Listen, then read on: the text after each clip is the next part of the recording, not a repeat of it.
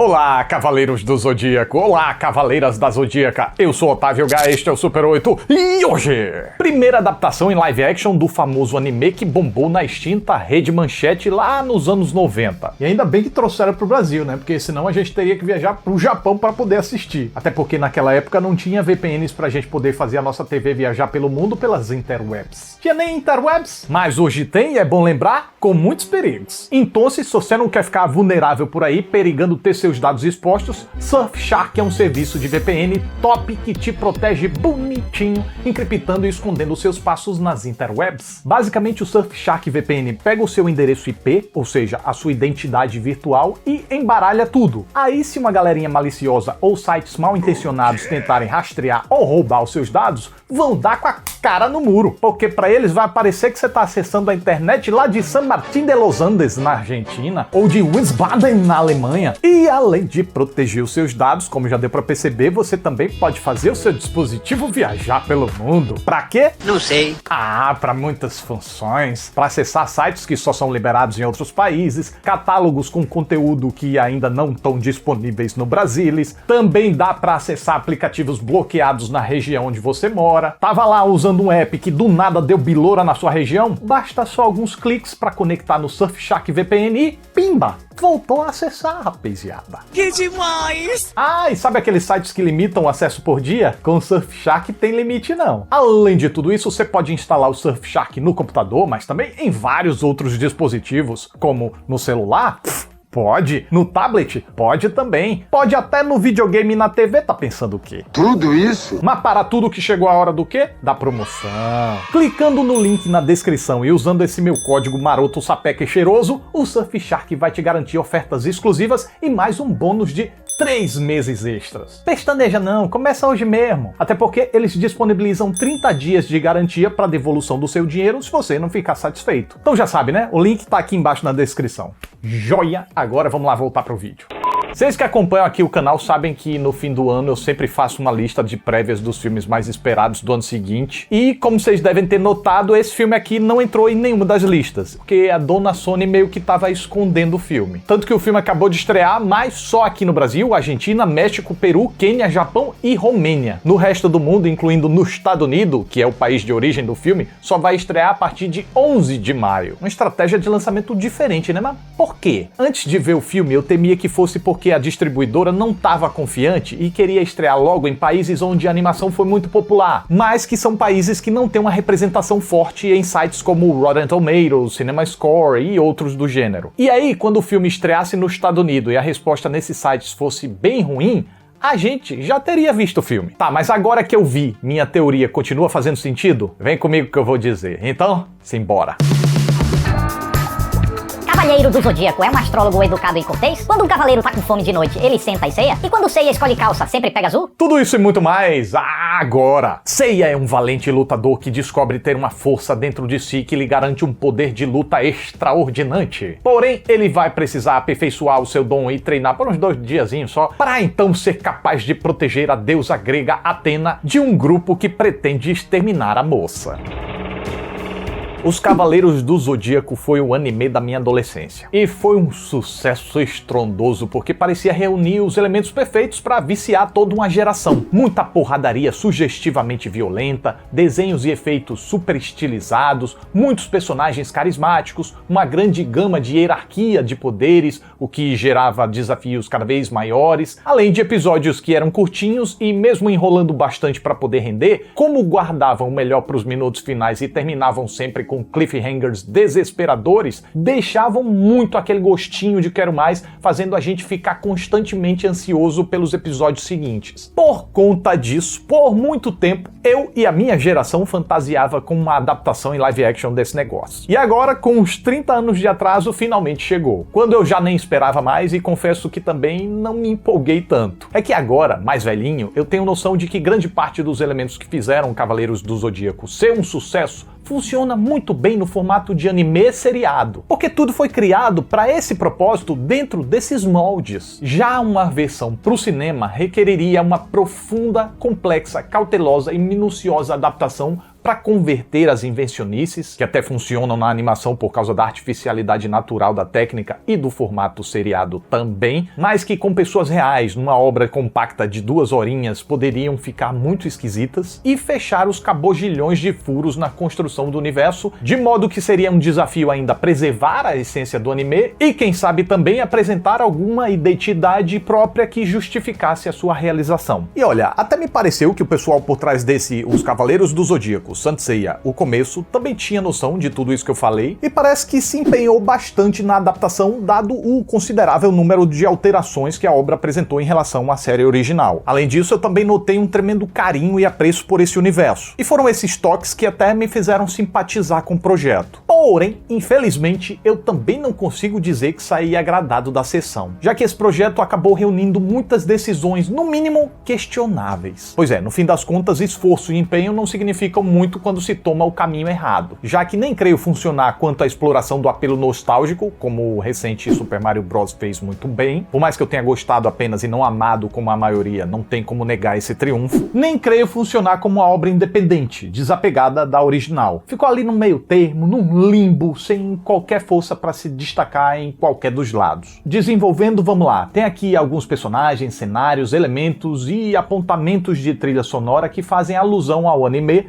mas curiosamente eu fiquei impressionado como esse filme não conseguiu acender qualquer fagulhinha de nostalgia, pelo menos em mim. Nada parecia invocar algo perto do clima das animações e pior, o conjunto da obra tinha uma dificuldade imensa de soar autêntico. O negócio tem uma total cara de fanfic de baixo orçamento que tenta reimaginar o universo clássico com uma nova roupagem para não tomar processo e que, por isso, acaba se distanciando tanto da obra original que nem parece uma adaptação. Só dá pra saber que se trata sim de Cavaleiros do Zodíaco por causa dos nomes de alguns personagens e por causa de alguns elementos. Sim, nomes, porque na essência, tanto as personalidades quanto o funcionamento de tais elementos foram alterados. Então se trocassem, sei lá, cosmos por bagulho, cavaleiros por mancebos e armadura por lataria, por exemplo, facilmente poderia virar outra qualquer coisa. O que a gente pode estender também para as armaduras. Eu não sou um purista que precisaria ver algo idêntico e tal, desde que as mudanças tivessem uma justificativa ou não fizessem diferença, sabe? Trocou 6 por meia dúzia, mas mudar para algo pior, mais feio, mais sem graça, sem cor, sem vida e sem identidade. Aí dói, né, de ver o negócio lá. Fora que a cabeça dos atores ainda ficam encolhidas de tão folgadas dentro daqueles capacetes. Como eu disse, eu entendo que adaptações precisam ser feitas. Assim como eu entendo que o orçamento de 60 milhões de dólares era limitado para fazer uma produção de grandíssimo porte. Até por isso, a trama precisou ter uma dimensão reduzida, de forma a incluir menos personagens importantes e menos complexidade. Decidiram contar uma história de começo, como o título BR faz questão de lembrar, e tá tudo bem, até aí não tem problema. Mas dentro do leque de coisas que podiam ser mudadas, que pediam para ser mudadas, escolheram mudar justamente aquilo que não precisava, descartando pontos fulcrais do universo base e da origem do Seiya para trocar por algo insosso, sem sentido ou clichê, como a percepção do Seiya sobre o mundo em que ele vive. Aqui até parece que ele não tinha vida antes da trama desse filme começar, ou acordou de um sono profundo recentemente. Talvez por isso ele precisa ser informado de questões básicas que ele já saberia apenas vivendo. Mas claro, isso é uma expositividade daquele tipo pobre que serve para explicar algo pro público, só que internamente não faz sentido. O que também reflete a dificuldade dos realizadores em inserir detalhes ao longo da narrativa que desenhassem um panorama global de forma indireta. E na verdade, até mesmo com os diálogos, ficou difícil de entender que mundo é esse que o pessoal tá vivendo. É um mundo real? É distópico? Pós-apocalíptico? No passado? No futuro? Num universo paralelo?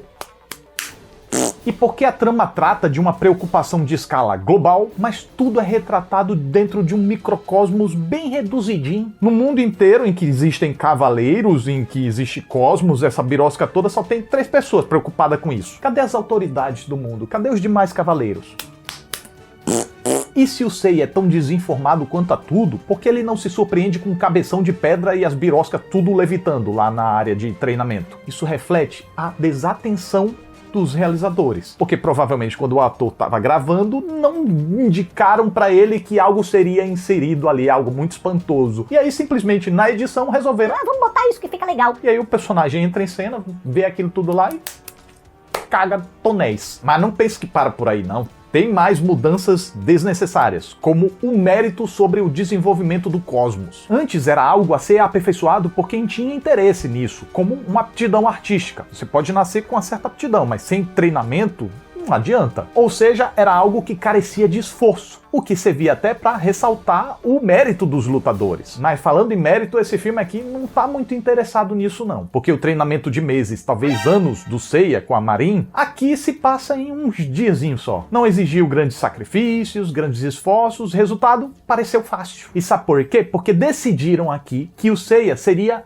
um escolhido daquele tipo genérico que não precisa fazer grandes esforços. Tudo que ele precisa é ser convencido disso. Pelo amor, isso já deu certo em algum momento, mas ninguém aguenta mais se for repetido da forma mais básica possível. Porque como a gente já tá PhD nesse assunto, já sabe como funciona esse lenga-lenga, a gente já tá lá na frente e sabe no que vai dar. Se vai usar o clichê, que insira alguma coisa nova, que acrescente alguma coisa. Ao dedicarem muita atenção nisso só pela fórmula, aí só gastam tempo e nossa paciência mesmo. E o que é mais incrível é que mesmo gastando muito tempo nessa pinóia de convencer o Seiya, ainda assim o filme não conseguiu transicionar bem a motivação do personagem. No momento ele não quer proteger a Saori, e não quer, mas de repente quando a gente se dá conta, eita, já aceitou. Assim também como é inexplicável a Marin. Não vou te treinar a menos que você quebre essa pedra. Aí ele tenta, não consegue, ela... Vou te treinar para que você consiga quebrar a pedra. Decida-se, minha filha. Esse tipo de coisa só não me espanta mais porque motivação é um problema generalizado nesse filme. As pessoas se dedicam a coisas extraordinárias sem qualquer razão pra isso. Tipo o Cassius, que desenvolve uma birra inexplicável com o Seiya. De um jeito que ele quer matar o carinha porque quer, declinando até receber dinheiro pra isso. Tipo, mano, tu já vai trabalhar de mercenário, custa ganhar um tostãozinho? Mas não, vai lá só por birra mesmo. E ainda foi transformado num ciborgue e não tá nem aí pra isso. Na moral, vai se tratar, garoto. E não para nele não, tá? Geral aqui fazem as coisas sem sentido ou sem ter pra quê. Uns enfrentam mundos e fundos pra fazerem o que querem e aí quando chegam em cima da hora... Né, mudei de ideia. Já um outro decide se sacrificar também, sem motivo, provavelmente só pra manter a tradição, já que os personagens desse intérprete sempre morrem e isso até já virou meme. Pra quem sabe de quem eu tô falando, isso foi meio spoiler, mas honestamente, alguém liga pra isso? Alguém liga pra esse personagem ou pra qualquer outro? Pois é. Quanto aos demais, Saori, Seiya, Ikki, só sei quem são porque o texto diz. E não é porque eu tô apegado ao que era antes não, tá? Eu sou super suscetível a mudanças. Bacana, vai mudar, joia, vamos lá. Mas quando mudam o que tá bom pra algo ruim, fraco, genérico, sem sal, aí não dá. As personalidades aqui são quaisquer coisas, gente. Sem falar que carisma é um negocinho e falta aqui, viu? Eu tentei simpatizar, me importar, mas foi difícil. A Saori foi a que mais conseguiu me arrancar um cadinho assim de interesse, sabe? Minto.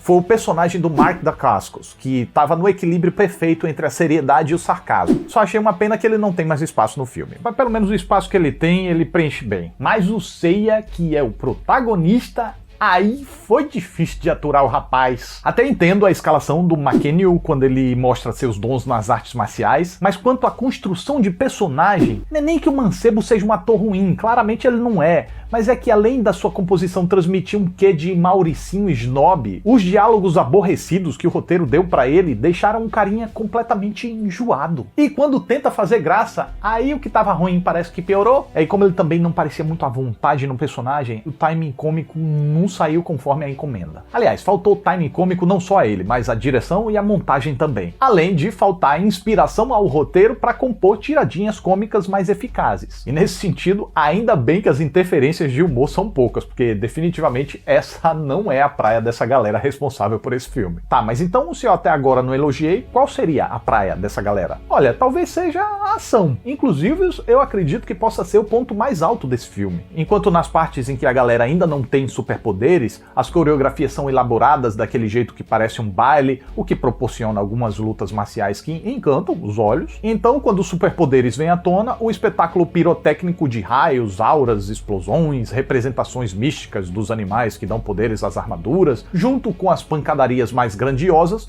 fluem bem também. E vale mencionar que a equipe de efeitos visuais conseguiu se virar de forma satisfatória com o orçamento reduzido que tinha. Tudo bem que às vezes deixa transparecer a limitação, mas seria injusto dizer que isso compromete o filme. Em geral, eu creio que a direção de ação funcione. Você pode até acusar dizendo que não alucina, e aí eu vou concordar. Isso acontece por algo muito mais conceitual do que por algo físico. É que assim como o treinamento do Seiya, falta mais desafio às lutas, mais visceralidade. Às vezes é tão plástico, tão enfeitado e tão sem consequência, de machucados mesmo, que não parece que a galera tá querendo se agredir. Parece que estão apenas fazendo firula. É a tal da porrada fofa, que meu amigo Nerd Rabugento cunhou e a gente sempre fala aqui.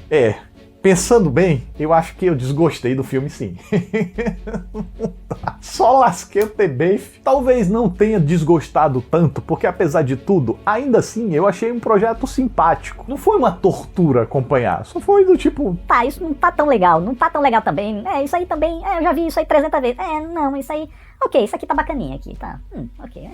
Mas isso aqui voltou a ficar ruim. Mas eu preciso reconhecer que simpatia não salva um filme, pois, como eu disse lá atrás, os Cavaleiros do Zodíaco Saint Seiya, o começo pode até ter boas intenções, mas tomou muitos caminhos ruins na hora de adaptar, resultando, por um lado, num filme que não consegue captar a essência das obras originais e, portanto, não consegue ativar muito quanto a nostalgia. O que não seria obrigatório, só seria recomendado que se chamasse de outra coisa, né? Mas, por outro lado, ainda que fosse outra coisa, ainda assim não seria grandes coisas, por ser totalmente qualquer coisa.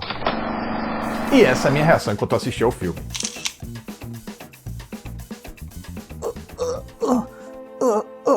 Então é isso, mais um Super 8 está chegando ao final.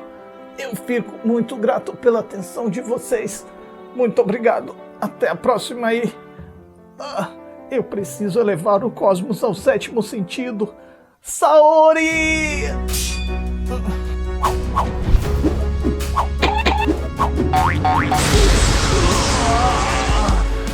O quê? Eu consegui elevar o cosmos ao 7º sentido? O quê? Eu estou falando comigo mesmo? O quê? Sim, você está falando com você mesmo? O quê? Me dê sua força, o quê? Meteoro de o quê?